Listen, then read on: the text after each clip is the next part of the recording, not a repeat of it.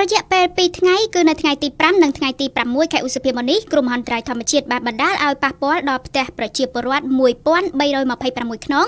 នៅក្នុងក្រុងស្រុកចំនួន38នៃខេត្តចំនួន11នេះបើតាមការបូកចំនួនមិនទាន់ផ្លូវការយោងតាមរបាយការណ៍ពីតាមបណ្ដាខេត្តនានារបស់គណៈកម្មាធិការជាតិគ្រប់គ្រងគ្រោះមហន្តរាយខេត្តដែលគណៈកម្មាធិការគ្រប់គ្រងគ្រោះមហន្តរាយបានបង្ហាញពីការប៉ះពាល់ដោយគ្រោះមហន្តរាយធម្មជាតិរួមមានខេត្តបន្ទាយមានជ័យឧត្តរមានជ័យកំពង់ស្ពឺកំពង់ចាមកោះកុងព្រៃវែងក្រចេះខេត្តកណ្ដាលព្រះវិហារកំពង់ឆ្នាំងនិងខេត្តស្វាយរៀងហើយជាការកត់សម្គាល់ខេត្តបន្ទាយមានជ័យកំពង់ស្ពឺនិងកំពង់ចាមបានរងគ្រោះច្រើនជាងគេនៅក្នុងគ្រោះមហន្តរាយធម្មជាតិនេះតាមការបង្ហាញពីគណៈកម្មាធិការគ្រប់គ្រងគ្រោះមហន្តរាយបាតុភូតភ្លៀងរន្ទះខ្លាំងនិងខ្យល់កន្ត្រាក់បានកើតឡើងតាំងពីដើមសប្តាហ៍នេះនៅក្នុងខេត្តបន្ទាយមានជ័យកាលពីយប់ថ្ងៃទី5ខែឧសភាភ្លៀងនិងខ្យល់កន្ត្រាក់បានធ្វើឲ្យផ្ទះប្រជាពលរដ្ឋ173ខ្នងក្នុងខេត្តបន្ទាយមានជ័យរងការខូចខាតហើយក្នុងនោះ53ខ្នងខូចខាតធ្ងន់ធ្ងរនៅយប់ថ្ងៃទី5ខែឧសភាផងដែរនៅក្នុងខេត្តកំពង់ស្ពឺខ្យល់កន្ត្រាក់ក៏បានធ្វើឲ្យប៉ះពាល់ដល់ផ្ទះប្រជាពលរដ្ឋ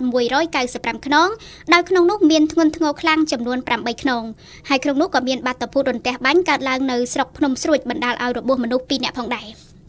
នៅយប់ថ្ងៃទី6ខែឧសភាម្សិលមិញដែរភ្លៀងខ្យល់កន្ត្រាក់និងរន្ទះខ្លាំងក៏បានបន្តធ្វើឲ្យប៉ះពាល់ដល់តាមបណ្ដាខេត្តនានានិងរាជធានីភ្នំពេញដែរប៉ុន្តែយ៉ាងណាមិញគណៈកម្មាធិការគ្រប់គ្រងគ្រោះមហន្តរាយនៅមិនទាន់អាចបូកសរុបតួលេខផ្លូវការបាននៅឡើយទេគិតមកដល់រសៀលនេះបើតាមលោកខុនសុខាអ្នកនាំពាក្យគណៈកម្មាធិការជាតិគ្រប់គ្រងគ្រោះមហន្តរាយ